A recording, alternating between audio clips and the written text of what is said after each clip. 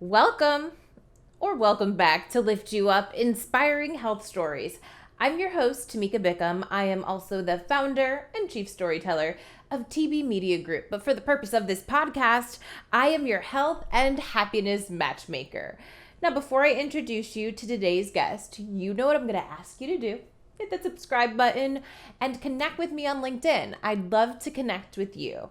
Now, today you are going to meet, stand by, the person featured on this Lay's potato chip bag.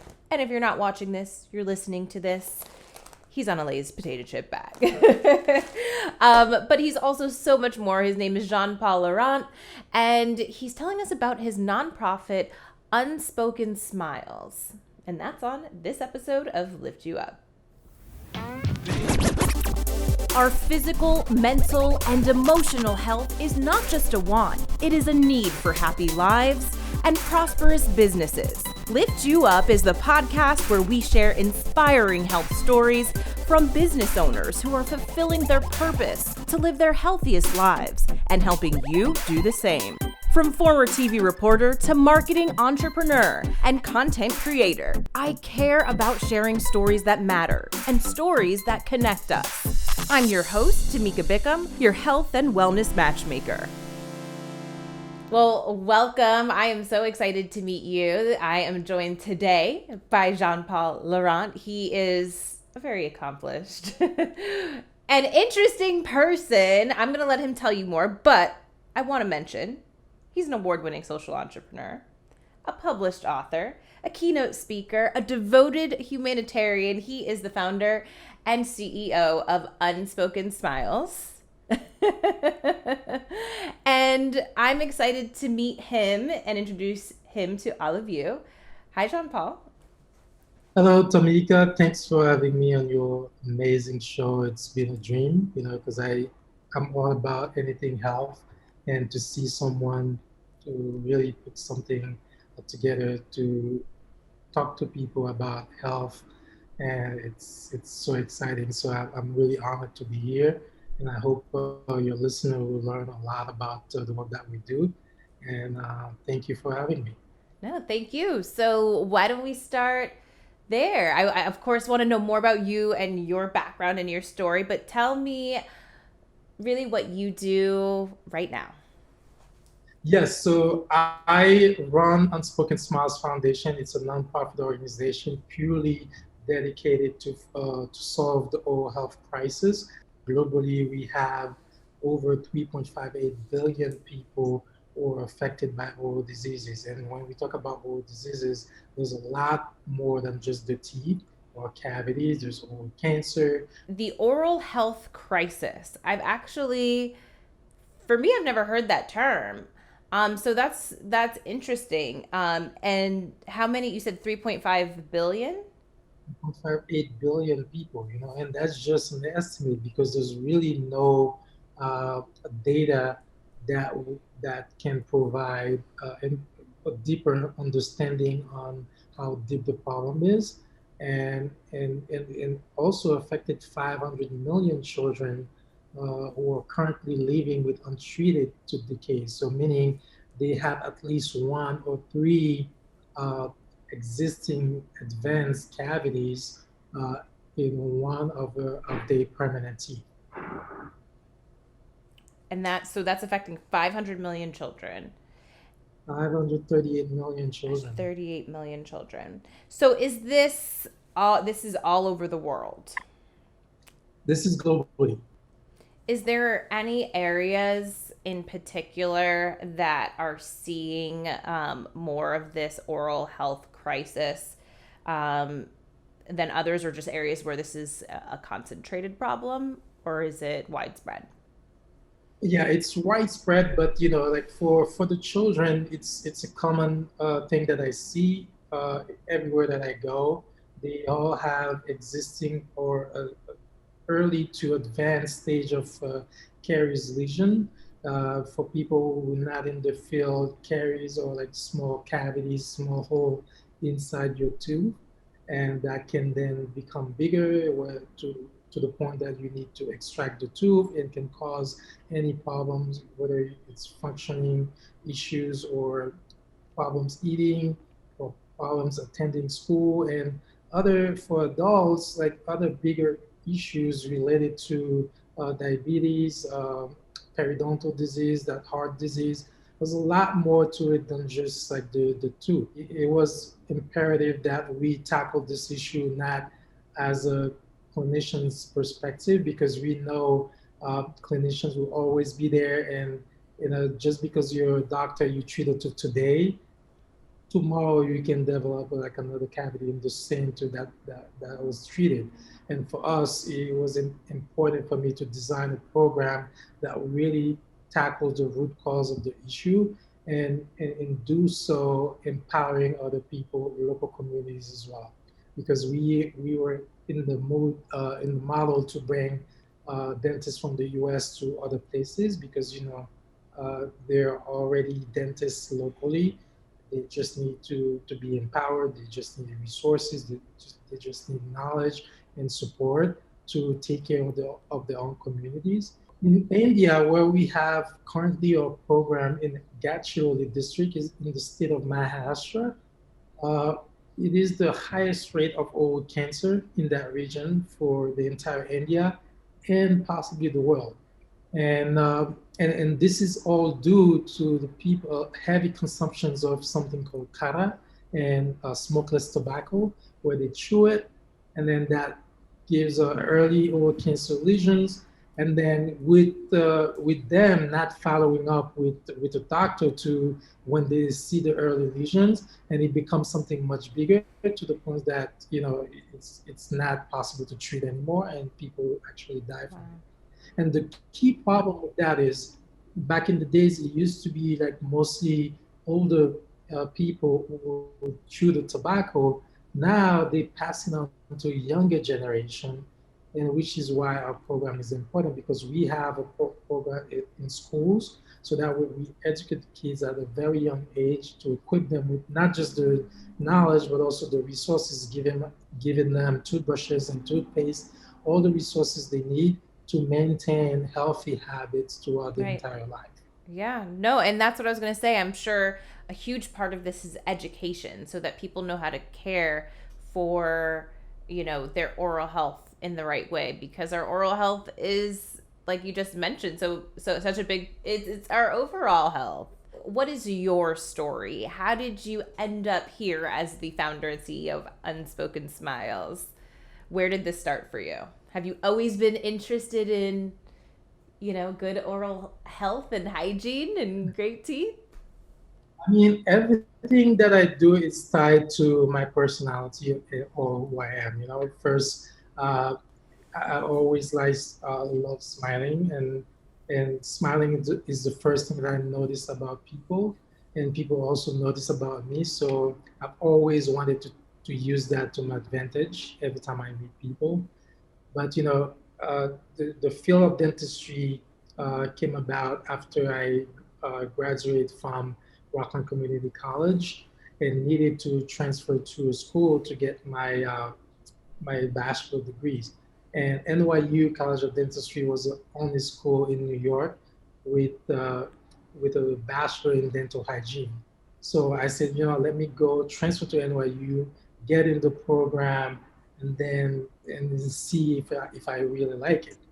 I got accepted, and I was so excited. I was like, you know what? I'm gonna go all the way to become a dentist and go for it. And from there, while I was studying there, the earthquake happened in Haiti, and that's where um, things kind of take a different turn. And as a Haitian citizen, I wanted to do something, and I didn't have money, and the only thing I knew how to do is dentistry. So I I traveled to Haiti a year later, but even after a year, things were still very bad there, Of you know. course, no. I mean, And I remember this is very much your home, like your people, your culture. Like, I'm sure when that happened, I mean, you tell me when you heard the news of the earthquake, how did you feel? What went through your mind? I mean, it was like really devastating because I was at work. I was working at a dental office in New York City, and then my boss said, "Hey, come look at the TV. What's happening?" And my heart just dropped because I still had family there. I had friends there. My nephew was still living there, so it was like a total panic for me. And he told me like, if you need to take a break, if you need to leave, you can do it. So I took off and just go immediately call my parents to figure out what's going on, who's affected or not. But we were trying to call and contact people in Haiti. We couldn't go through because communication was shut down. So it was like a really hard moment because we had to wait like 15 days maximum to find out who passed away, who didn't.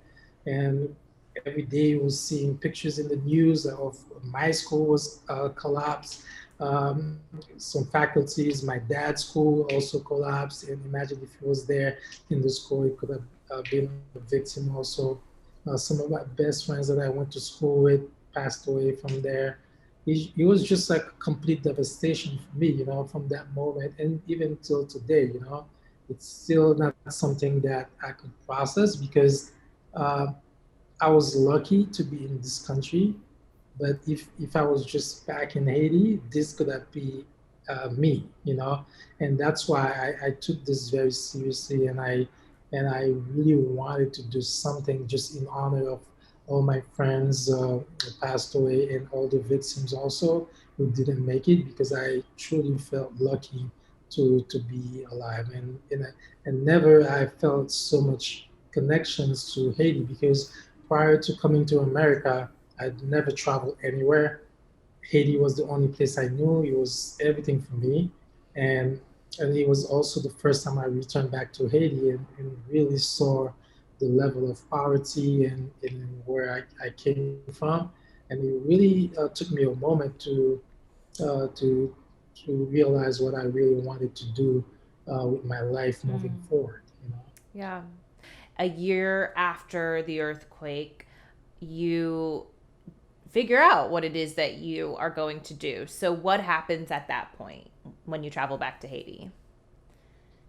When I traveled back to Haiti, we came up with the supplies, everything that we had. We announced, hey, we're here to help the children with dental care. And within seconds, we were flooded with like thousands of people, kids, Wow. and from the entire.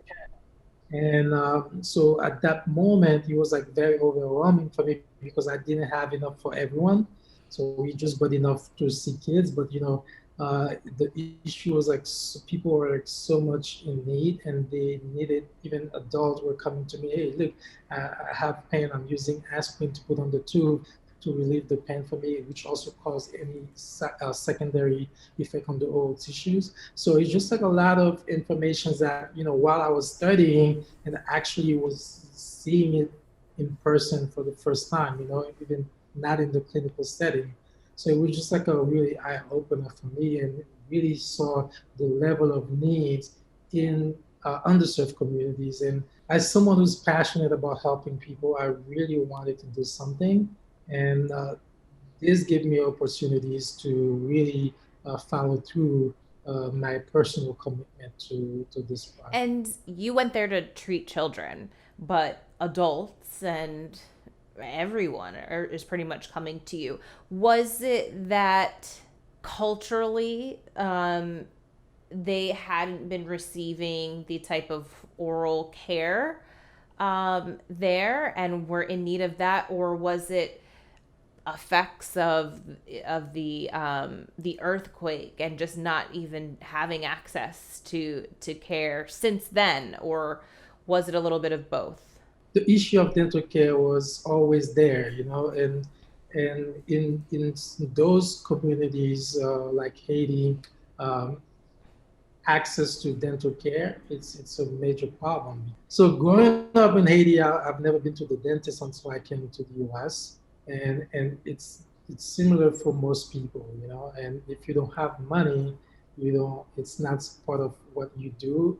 You're not gonna just go. You just wait until something bad happen. It makes sense, and I'm so glad that you're sharing that. And you don't make me feel like I'm asking as stupid questions because, these are the things that growing up here in the US, we can take for granted, right? And, or, if you don't come from underserved communities, um, you know, I grew up going every 6 months to get a cleaning. And if I had a problem, I got it taken care of. And I always stayed on top of my dental appointments. But I know that's not the case for everybody, but it's just that it's not something that's top of mind that I'm thinking about. And if you don't have it, that can turn into a big problem. So to hear that you never went to the dentist until you came to the US in 2004, that's important for people to hear and understand. So you're really serving a need. So now I understand why you felt so compelled to go back to your home country and provide this service. It was the greatest moment because I actually went to the school that I grew up with and see and picture myself because growing up, I've never seen anyone from outside coming to my classroom to talk about dental care. And for me to be the first one to go back there in the very same school that I grew up and to do something like that was very meaningful to me. And I'm sure for the kids also because they were like so excited, and this is that excitement that get me through and that keep me going to this program because I know it's making a difference. Absolutely. So how long did you end up staying in Haiti? And do you know how many people you were able to see and help?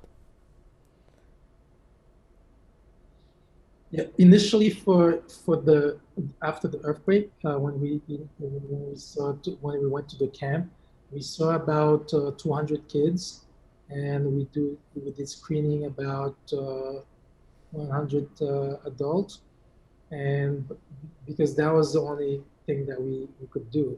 But the line was like way longer than that, and but that excitement and when I went there, I expected the kids to be sad because of all those things that happening to them, but they were like so happy to see me. They were so excited to receive the sample toothbrush, and it changes everything, and that's what I wanted to to do to help, and that's what I decided So to do. is that where Unspoken Smiles was born?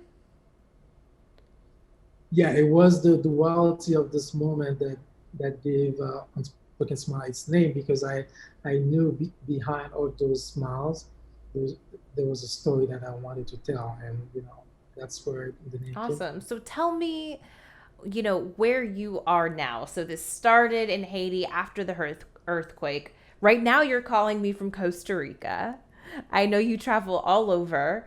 Tell me how this has evolved and how you founded this nonprofit and really what you're doing. I know we touched on it earlier, but really what you're doing and who you're serving now. I mean, for me, when I really made up my mind in what I wanted to do, so first I needed to learn about the nonprofit sector. So I didn't have that skill.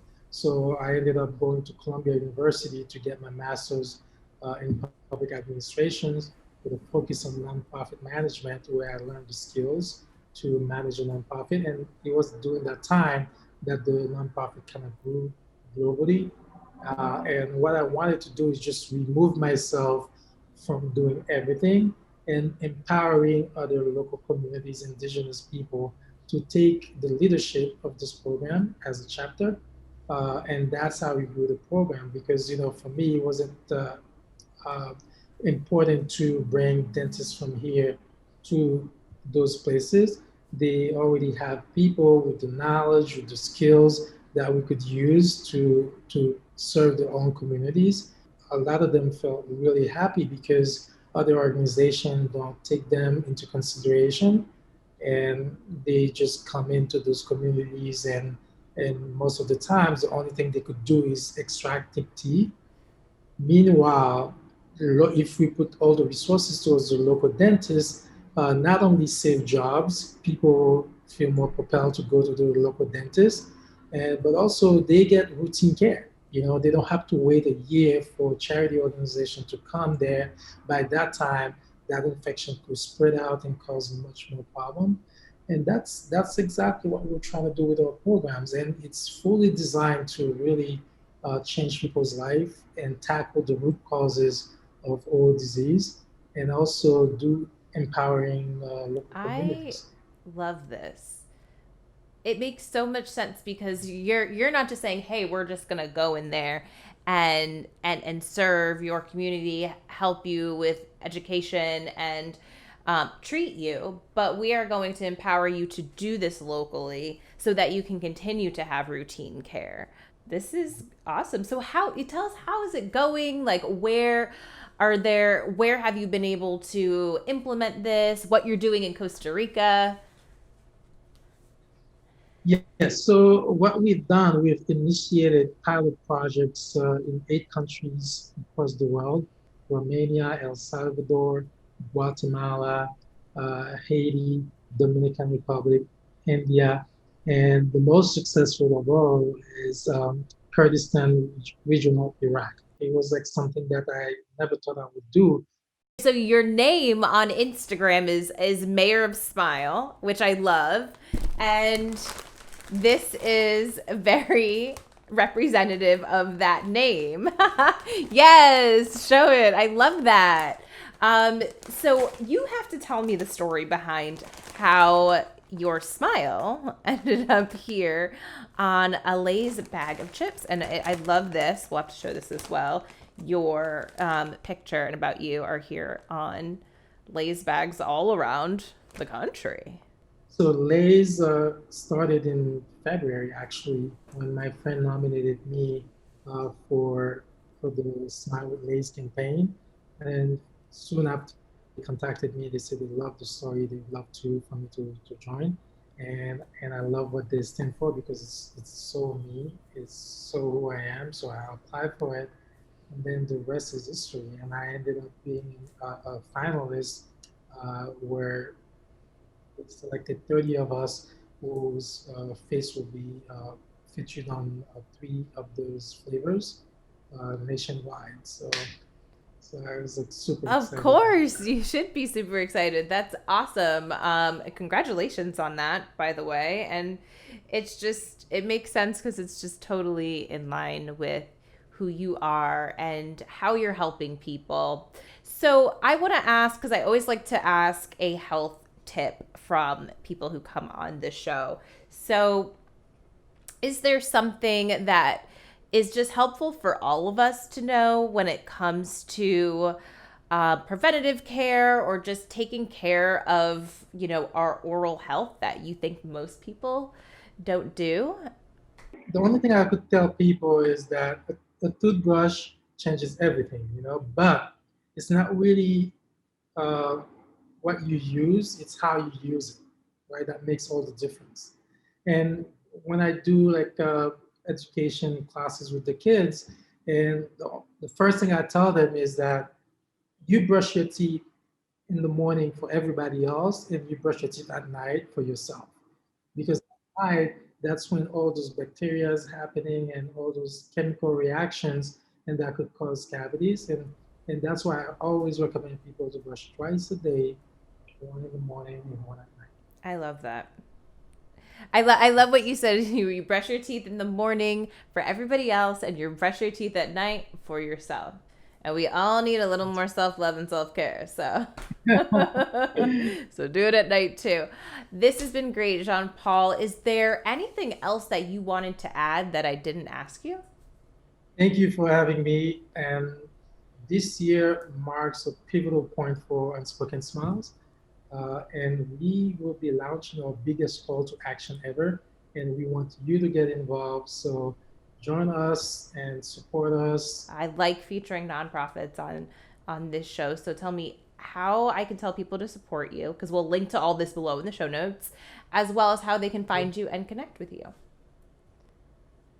Yes, we would love to have everybody involved, because, dental care is something that affects everyone, irrespective of your location, your background, your economic status. So all of you should get involved. So please join us at unspokensmiles.org. to learn more about what we do in our process and the people will help. And if you feel propelled to join to support, please do so also. Follow us on social media at Unspoken Smiles, and we would love to have you on board. Thank And you. they can find you as well at Mayor of Smile. Your Smiles is where you can find me as well. Awesome. Thank you so much. It's been a pleasure having you. I hope you enjoyed that episode with Jean Paul Laurent. I love his cause. I love the work that he's doing.